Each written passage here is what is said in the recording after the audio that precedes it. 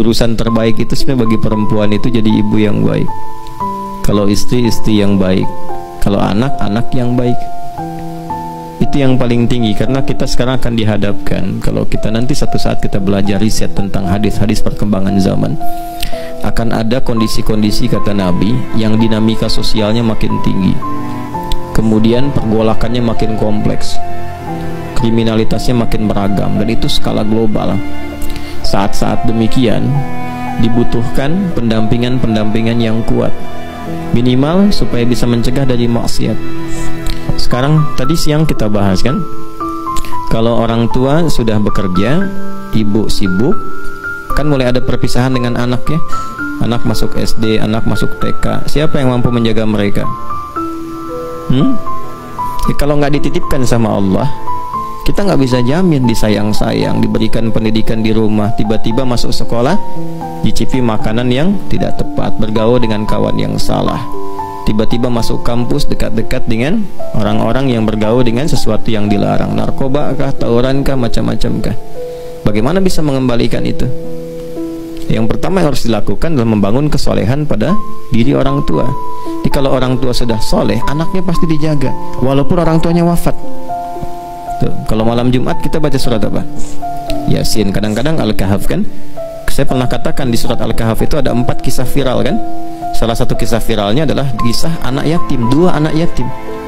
Oleh Allah diperintahkan kepada Nabi Khidir alaihissalam, Nabi Musa alaihissalam untuk datang ke satu tempat, meruntuhkan satu bangunan, karena di bawahnya itu ada harta peninggalan yang Allah siapkan untuk 2 anak itu. Ketika ditanya kenapa, bapaknya soleh.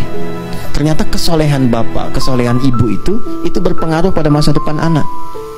Dan anak-anak menjadi baik itu pada akhirnya yang pertama kali mesti soleh ibunya. Kenapa? Karena tugas ayah itu nanti akan ada tugas di luar untuk mencari nafkah, sedangkan ibu banyak waktunya di dalam. Dan hubungan anak dengan ibu itu lebih kuat tersambung dibandingkan ayah dengan anak. Sebab ada ASI yang disalurkan dari sejak 0 sampai 2 tahun. Quran surah kedua ayat ke 233. Di ASI itu kan banyak sekali, banyak hal yang tersambungkan, dan bukan hanya untuk menguatkan, bukan hanya antibodi. Setelah diriset dari pakar-pakar bahkan di Eropa, itu akan ada hubungan-hubungan yang tidak secara langsung terasakan tapi terikat gitu. Makanya kalau anak masukkan ke pesantren, yang nangis pertama ibunya, gitu kan? Pertama yakin, sehari sebelum masuk udah nangis, pikir-pikir dulu, gitu kan? Udah diantarkan gak mau pulang, baru sehari udah pengen balik lagi, ibu kan? Tuh, ikatannya kuat di situ.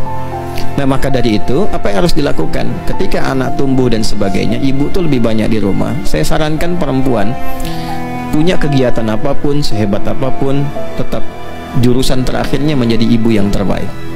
Kalau dia menikah belum jadi ibu, jadi istri yang terbaik. Keluarkan ayat-ayat tentang istri. Kalau dia belum menikah, ya, belum menikah, jadi anak yang baik. Keluarkan ayat-ayat bakti pada kedua orang tua. Itu yang paling penting.